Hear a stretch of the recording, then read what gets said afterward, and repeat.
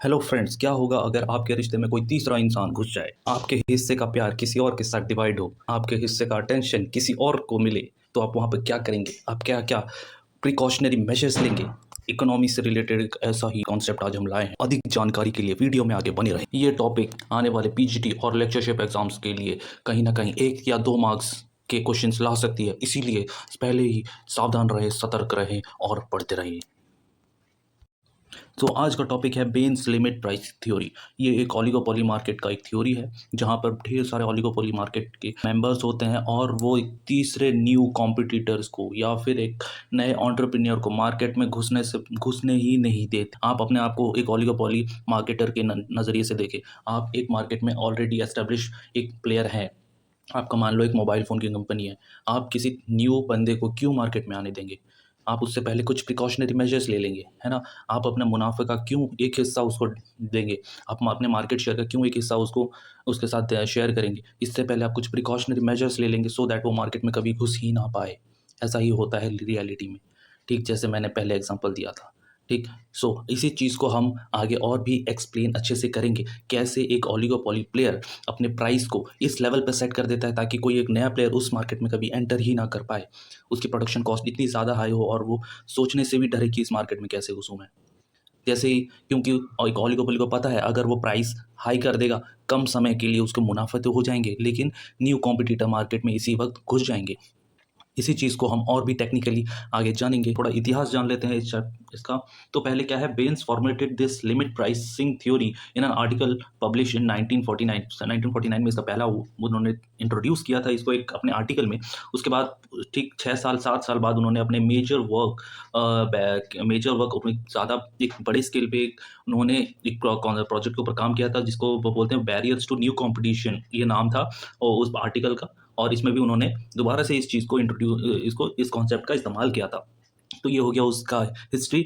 Now let's move to the basic concepts. His aim in this early article was to explain why firm over a long period of time, हाँ, जो मैंने पहले बताया कि एक mobile company है, वो क्यों अपने प्राइसेस को एक डिमांड लेवल पर ही रखती है, where elasticity is below unity.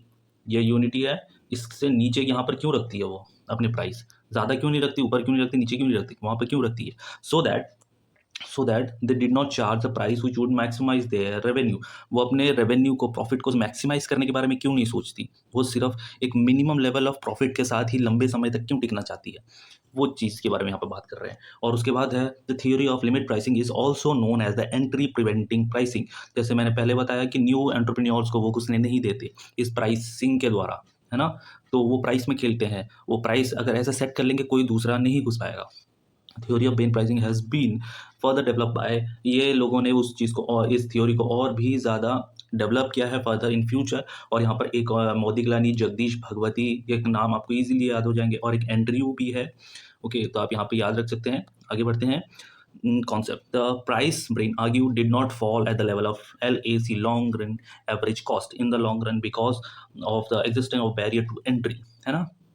Barrier of entry की वजह से लॉन्ग रन एवरेज कॉस्ट पे ही प्राइस रहता है, while at the same price was not set at the level of compatible with profit maximisation. ये चीज़ सेम चीज़ बट थोड़ा सा टेक्निकली इसको बताया गया है ना? और लॉन्ग रन एवरेज कॉस्ट के आसपास ही प्राइस रहता है और मैक्सिमम प्रॉफिट मैक्सिमाइजेशन को ज़्यादा ध्यान नहीं किया जाता है।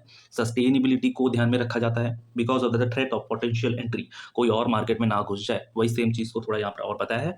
Actually he maintain that the price was set at below the level set at a level above LAC pure competition price। LAC average cost है, थोड़ा ये एवरेज कॉस्ट लाइन है, इससे थोड़ा ऊपर रखेंगे। थोड़ा ऊपर रखने से थोड़ा सा प्राइस अगर बढ़ जाएगा, थोड़ा सा प्रॉफिट होगा, उसमें से चल जाएंगे, सर्वाइवल वाला प्रॉफिट, है ना?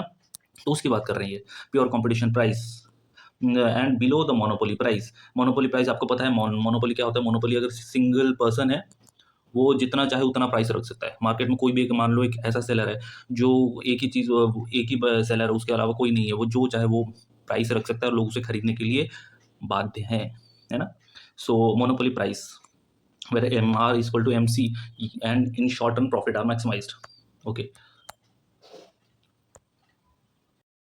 तो यहाँ पर वो क्या बताता है, वो this behaviour can be explain assuming various existing. Okay, तो यहाँ पर ये क्या बताता है? यहाँ पर ये सेम चीज़ बताता है कि वो मोनोपोली प्राइस सेट नहीं करता है बट एक लिमिट प्राइस सेट करता है। मोनोपोली प्राइस सेट करेगा तो वो जो चाहे वो मर्जी प्राइस सेट कर सकता है, as well as maximum profit कर सकता है इन द शॉर्ट रन, छोटे समय के लिए, कम समय के लिए वो मैक्सिमम प्रॉफिट अर्न कर सकता है। बट अगर लिमिट प्राइस करेगा तो लंबे समय तक मार्केट में टिका रहेगा और प्रॉफिट अर्न करता रहेगा, सस्टेनेबल कर सकता है, वो ज़्यादा सस्टेनेबल चीज़ है।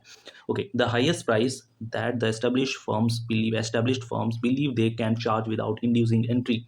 तो यहाँ पर क्या है, highest price that established firm जो पहले से एस्टेब्लिश्ड फर्म्स हैं वो क्या करते हैं, believe that they can charge without inducing entry, वो बिना किसी एंट्री के वो चार्ज कर सकते हैं। तो ये सेम चीज़ है, वो बता रहे हैं Bain's in 1949 article develop to models pricing setting in the oligopolist market.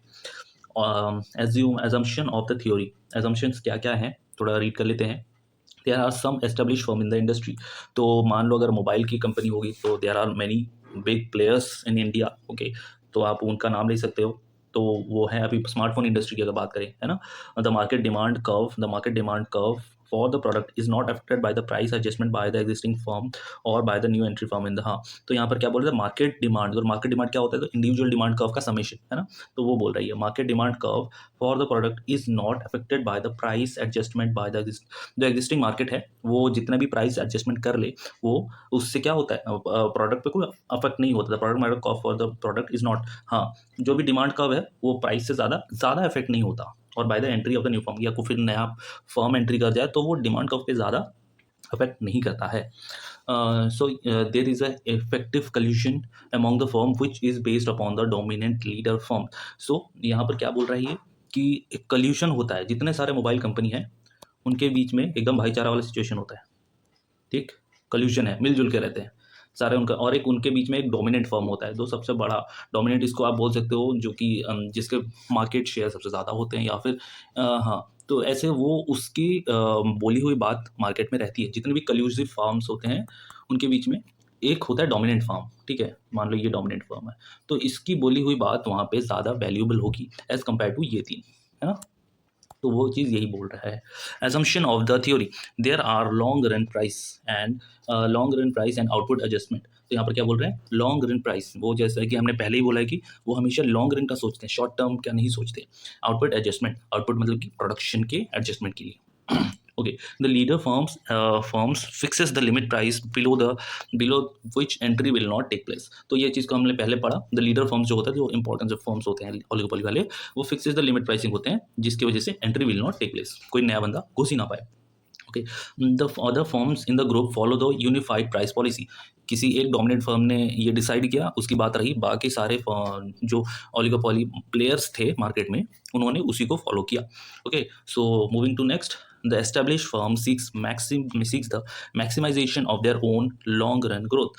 तो क्या होता है, वो सबसे ज़्यादा maximisation of their own long run growth, कैसे लंबे समय तक वो मार्केट में टिके रहे, प्रॉफिट थोड़ा थोड़ा ही आए लेकिन जिंदा रहना इंपॉर्टेंट है, तो ये सस्टेनेबिलिटी की बात कर रहे हैं।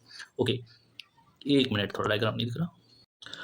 Okay, let's try to understand this concept through diagram. तो क्या होता है, suppose the firm set the price of P L. So P L आपको हमेशा यहाँ पर याद रखना है, पी एल प्राइस लेवल है, ठीक है, और यहाँ पर इतना है वो क्यू एल क्वांटिटी, प्राइस इतना है, क्वांटिटी इतना है। ओके, सो आगे बढ़ते हैं। Suppose the firm P L is equal to the long run average cost curve, इतना इसकी बात कर रहा है, ठीक है, long run average cost curve. The firms are ready to sell O Q L, है ना, इतना सेल कर रहा है, इतना क्वांटिटी, मान लो 10,000 यूनिट ऑफ 10,000 रुपए के वो सेल। तो फिर चलिए इस सेम कॉन्सेप्ट को हम डायग्रामेटिक और थोड़ा टेक्निकल टर्म्स से समझते हैं। तो पहले यहाँ पे क्या बताता है, suppose the firm set the price of P L यहाँ पर है इतना, पी एल इतना, प्राइस लेवल इतना है और क्वांटिटी लेवल उसका इतना रहेगा, ठीक है। मान लो अगर मतलब एक मोबाइल का प्राइस है 10,000 में वो कितने 500 मोबाइल बेच रहा है, तो दैट्स अ थिंग, 10K में एक मोबाइल वो 500 मोबाइल बेच रहे हैं, ठीक है, XYZ एनी। और उसका क्या है, long run average cost curve, potential long run average cost curve कितना है, ये है वो, ठीक। सो वो एकदम एवरेज कॉस्ट से थोड़ा ही ऊपर बेच रहा है. So then the firm all ready to sell QL at this time established a collusive oligopolist firm still earning profit as this price still more than the long run average cost curve. this क्या दिया यहाँ पर, this इतना जो है उससे ज़्यादा ये वो इसकी बात कर रहा है ना, तो वो इससे ज़्यादा ही कमा रहा है. इतना अगर लॉन्ग रन कॉस्ट कर्व है वो इससे ज़्यादा ही कमा रहा है, तो वो इसकी बात कर रहा है. Okay, this price is beneficial for the already establish collusive oligopolistic form but not for the new arrival forms. तो ये जो प्राइस है ये कॉल्यूसिव, जो जितने भी कॉल्यूसिव हमारे फॉर्म्स हैं उनके लिए बेनिफिशियरी है, बट बेनिफिशियरी किसके लिए नहीं है, न्यू अराइवल फॉर्म्स, नए फॉर्म्स के लिए वो बेनिफिशियरी नहीं है. It is not beneficiary for the new forms to enter the market at the price is equal to the long run average cost curve LACPF. इसकी बात कर रहे हैं. ठीक है, यहाँ पर वो अगर चीज़ें सेट करके रखें तो उसके उनके लिए वो चीज़ काफ़ी ज़्यादा मुश्किल है एंटर करने के लिए, नए फॉर्म्स के लिए. So at as the price is equal to the average cost, जो प्राइस है वो किसके, एवरेज कॉस्ट के अगर इक्वल है तो यहाँ पर मालिक जो है जितना कॉस्ट हो रहा है उसी के ऑलमोस्ट थोड़ा सा इक्वल. अगर मान लो उसको एक मोबाइल बनाने में 9,500 खर्चा हो रहा है और वो बेच रहा है मोबाइल 10,000 में, 500 का प्रॉफिट में बेच रहा है, ना कि 5-10 हज़ार एक्स्ट्रा करके बेचते हैं, जो कि आजकल होता है जनरली मोनोपोली प्राइस, है ना. लेकिन वो एक परफेक्ट कंपटीशन के हिसाब से यहाँ पे बेच रहा है, प्राइस लेवल परफेक्ट कंपटीशन रखा है. Okay, so as the price level is equal to the average cost they are just earning normal profit, not super normal profit. So if these firms would enter the market, if these new firm would enter the market, then the supply of the product would increase for the given prices.